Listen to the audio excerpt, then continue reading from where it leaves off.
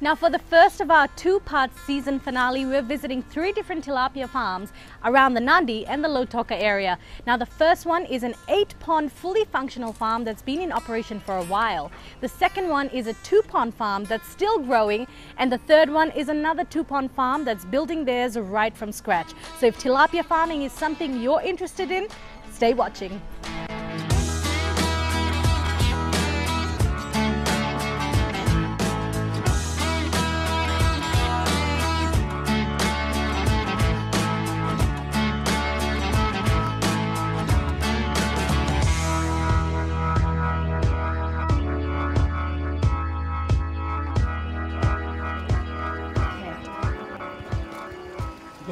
Head one should be tied there. The head one? Yeah, okay. the head one head should be tied. I can't believe I'm scared of a fish, but these are quite big. I've never seen a tilapia this big before. And you're right, Asan, the color is so beautiful. Yes, yeah. It's similar to like one sea fish actually. Yeah. The name tilapia actually refers to several species of mostly freshwater fish that belong to the cichlid family. Although wild tilapia are native to Africa, the fish has been introduced throughout the world and is now farmed in over 135 countries. It is an ideal fish for farming because it doesn't mind being crowded, grows quickly, and consumes a cheap vegetarian diet. These qualities translate to a relatively inexpensive product compared to other types of seafood. The benefits and dangers of tilapia depend largely on the differences in farming practices, which vary by location. Laisiasa Cavakiqali, a marine science graduate who is now a full-time fish and prawn farmer, is also the vice president of Tilapia Fiji. While operating his own nursery, Lai also provides consultations and advice to other farmers on how to properly start up a fish and prawn farm. Mr. Alim Saheeb, one of Fiji's biggest sugarcane farmers, is now venturing into tilapia farming with the help of Lai. We are here at Maruru Aqua Farm. Belongs to Mr. Alim Saheeb, who wanted to venture into tilapia farming. So we are here at Maruru, and we have already constructed a 85 meter by 20 meter pond, and we have already done the basics in setting up this farm, and we are into the process of really finishing off with the construction, and then we'll fill up the water, and then we'll fill it in the fish, and then we will feed it with the proper management in the next 4.5 months to expect a harvest of fish in this site. Mr. Saheeb moved to Fiji in 1991, and I'm about to reveal my own age, but yes, that was a whopping 30 years ago. Now he fell in love with our beautiful country and decided to start sugarcane farming in 1996. Today, Mr. Saheeb is the biggest individual farmer in the Western Division of Fiji. अभी मुझे mister लाई से मुलाकात हुआ, लाई मुझे इसके बारे में थोड़ा समझाया, तब मैं आ गया इसमें aqua farming में. This is my first project in aqua farming. This is Maruru Aqua Farm. Mr. Saheeb was kind enough to share with us how exactly he's building his 2 tilapia ponds from scratch. So if this is something you're interested in doing, keep watching. पहले ज़मीन already हमारे पास था, तो फिर mister लाई इसके अंदर पूरा technical advice वही दे रहे हैं और पूरा जिम्मेदारी लिया है. मैं इसके अंदर पूरा टेक्निकल एडवाइस करूँगा और हमारा साथ हमेशा रहेगा. तो उसी पे फिर जैसे जैसे वो बताया ऐसे पॉन्ड खोदा, उसके मेजरमेंट, उसके डेप्थ, एवरीथिंग वो जैसे बताया ऐसे ही करते आए हैं. स्टिल हम लोग सेकंड पॉन्ड खोद रहे हैं. One more pond to come out. I think the Ministry of Fisheries has got a team, the aquaculture section, that has a team that do field visits and inspect the land. Our team too at Tilapia Fiji, as Association of Farmers, we have technical people who are able to help interested farmers to venture into this. So we do site inspection, so we come and test on the soil, the clay content of the soil, where it is able to hold water, and the most important thing is water, because fish will live in water. So even if there is clay content in the soil and there is not enough water, the fish will eventually die. So at this site, the water is perfect. Even it's the driest season now in the west in Ba, this pond fills up in just 2 days. So that's the amount of water we have. We haven't gone into the rainy season, so we can run water continuously for 24 hours in this pond. And so we are starting off with tilapia, and eventually once the environment stabilizes, we can go into prawn, which has a more technical and needs a more stable environment. Compared to tilapia, which is a hardy fish, which can survive harsh conditions.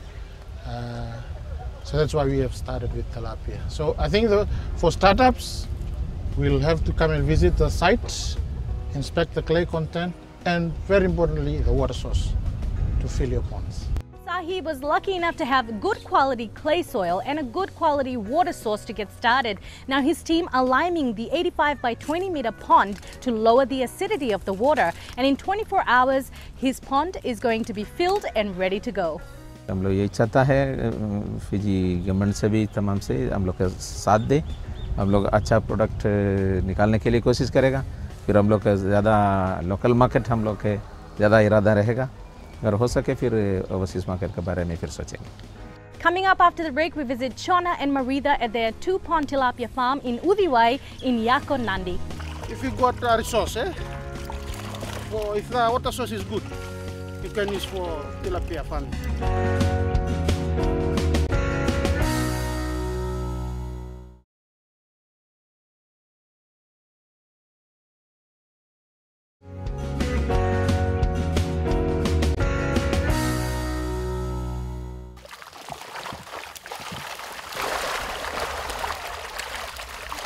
Jona and Marica have been farming tilapia for about 3 years now. Their 2 ponds nestled beautifully between the mountains and the breezy blue ocean, with plans for a 3rd pond already in motion. Now what I'm doing here, I have to do the sampling for the size for the fish. Okay. You have to put there the big size, same size.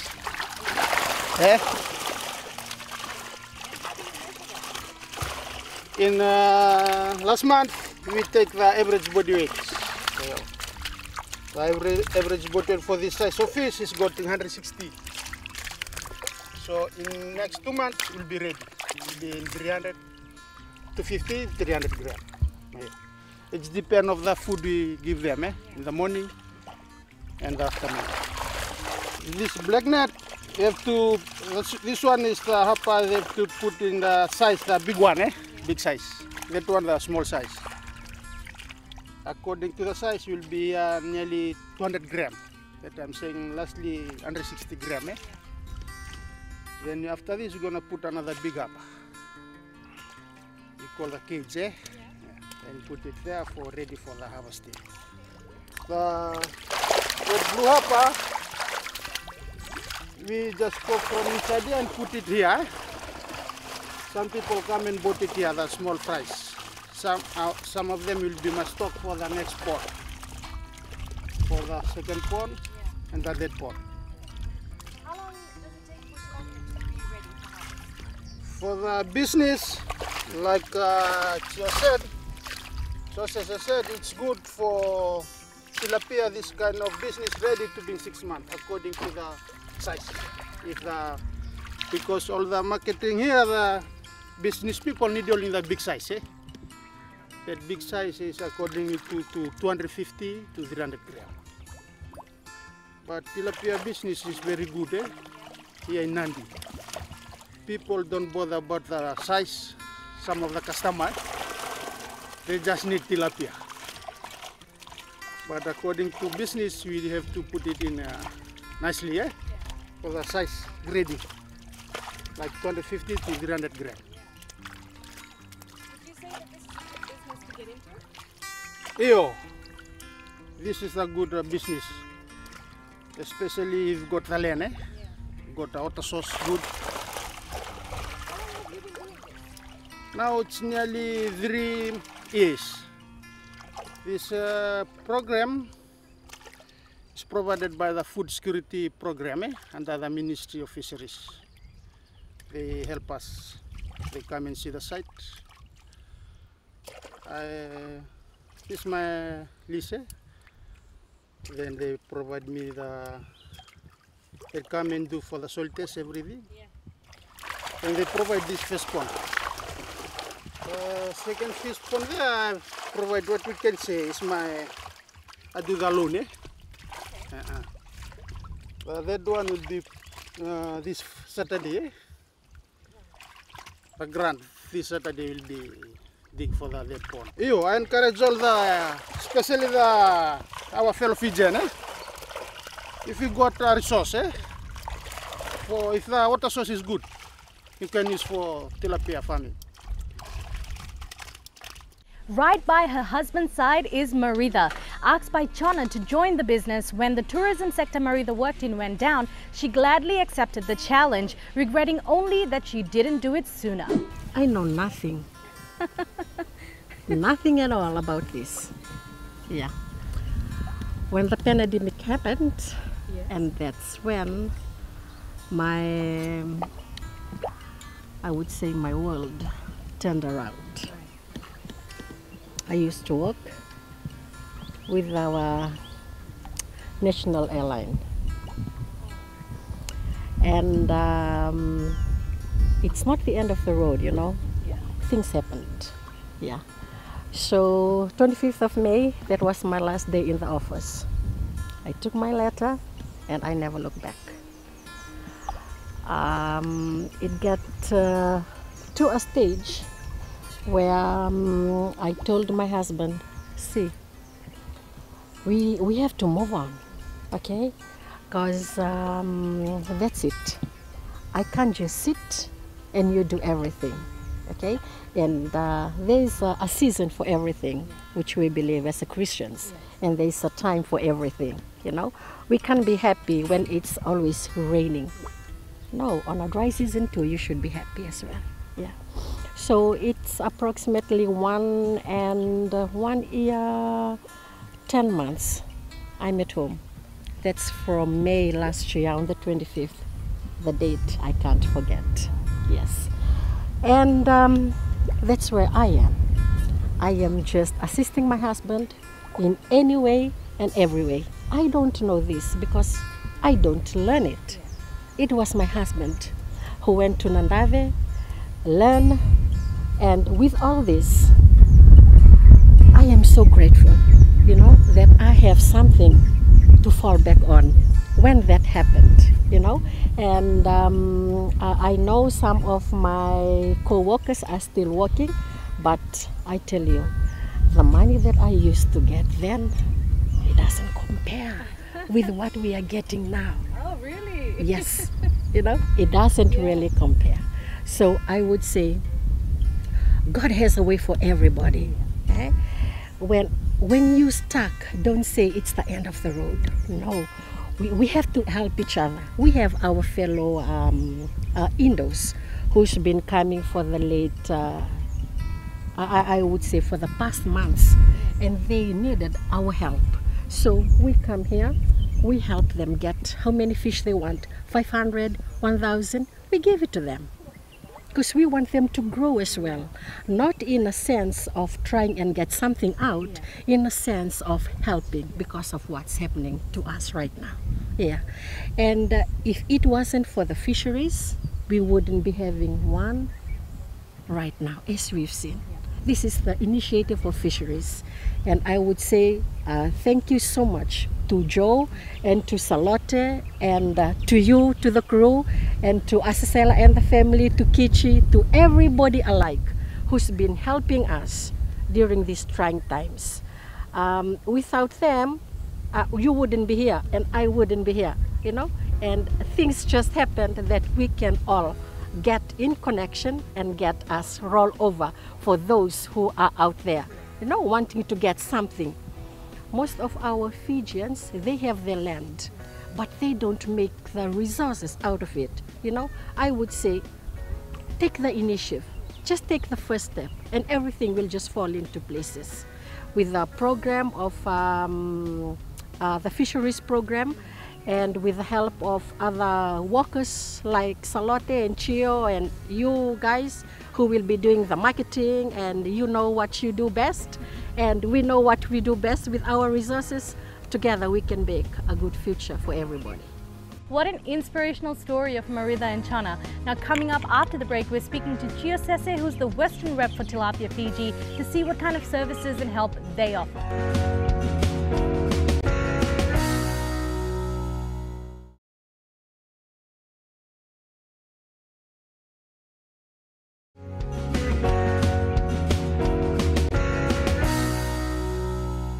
What we do, we always see that from our side, technical side, what we do, we used to help them, assist them with how to prepare their pond after it's been constructed. And then from there, stocking side, we have to see that they have the babies available to stock. And also there are some steps that we follow, teach farmers how to see or how to select the size that they have to stock in the pond. Before farmers they usually stock different size, or there's a size variation in the in the lot that they stock in the pond. Yeah. So what we do, we teach them, we show them what to do from these early stages. I mean basics, which is very important for them. And from there, then like you've seen, this one good example is Jona's farm. All this practicing has been done into his farm. So you can see that we are going along with this hopper method. The old system, you just have to release the fish inside the pond, and you start feeding them till 5 months. But now, what we are doing now, we are trying to show them there's another way of keeping fish in the pond to make it easier during harvest time, and also to monitor these babies when you do the feeding. Like when you see, we have blue hoppers. These hoppers, when we bring fish from the hatchery, we put them into the hoppers for 21 days or 1 month. So from there, we'll just see how many survival we can get from that hoppers. So we know the number of fish that we will release in the pond. Sometimes what happens when we stock the pond direct, when they bring the fish and we stock it directly, what happened? The number of survival is very low. Yeah, because there are size variation. There are size variation in the lot that is coming. So the big one, what they do, they eat the small ones. Yeah, and we work out the feed according to the numbers that was given by the hatchery side.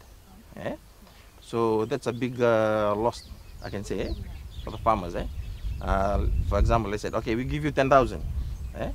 After a month, the survival rate drops, goes down to 3,000 or 2,000, and just imagine the farmers, they do calculation according to the 10,000 that was given to them. Yeah, that's a big loss for them. And we are coming in trying to help them in such a way, it'll be easier for them to know the size of the fingerlings that they have to stock, and they will be expecting a good survival rate when they harvest. That's what we are, Tilapia Fiji, and we're working together with fisheries in trying to improve on all these basic things for tilapia farming. And we have two scale farmers. We have commercial farmers and also small farmers like Jona. But the good thing, like Jona is planning to extend. That's a good thing about him, because he is one of the farmers in the West End whom he can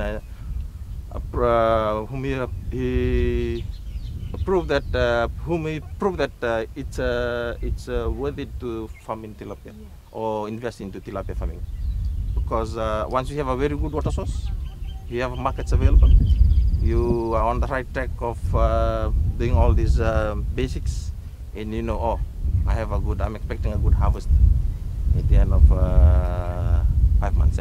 So period from it's usually 5 to 6 months, then we can harvest. Yeah. Every month we do sampling to check the size, and we work out the feed according to the average body weight. That's what happened every month till the 5th month before we harvest them. Grading, for grading, it's very important. When we do grading starts from initial stages, and then after 3 months, that's happened a lot if we use the hopper method, because we can put the big size together and the medium size together and the small size together. So otherwise, if you leave them together, the big one will go for the feed, the small ones, they won't gonna go for the feed.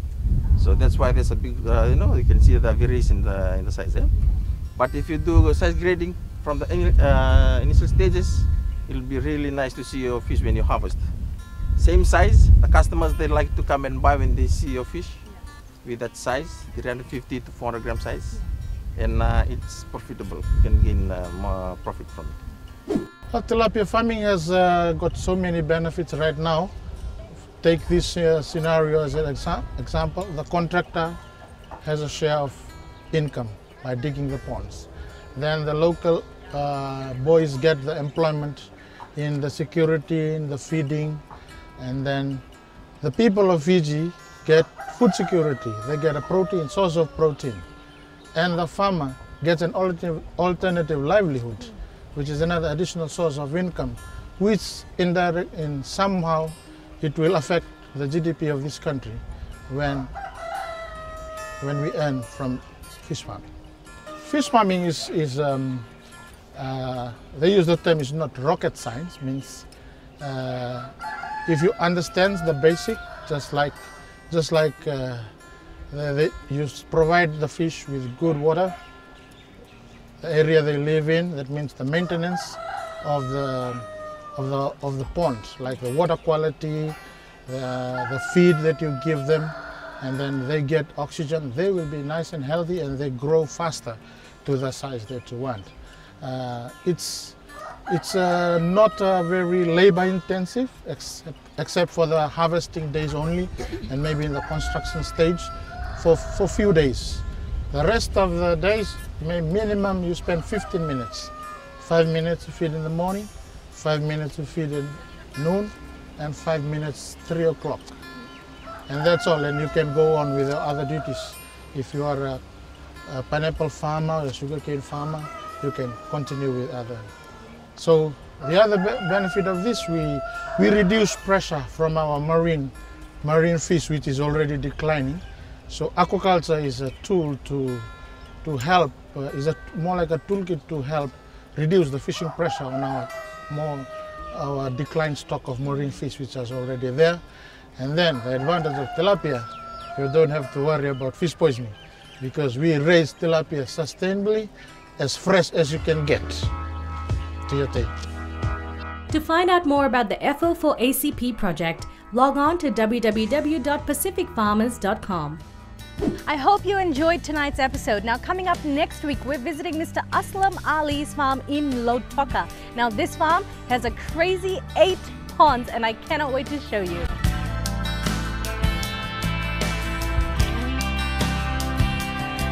We have about 8 cages like this, which has around nearly 1,500 to 2,000 fish inside there. Don't forget to join us for our season finale next week. We'll see you then.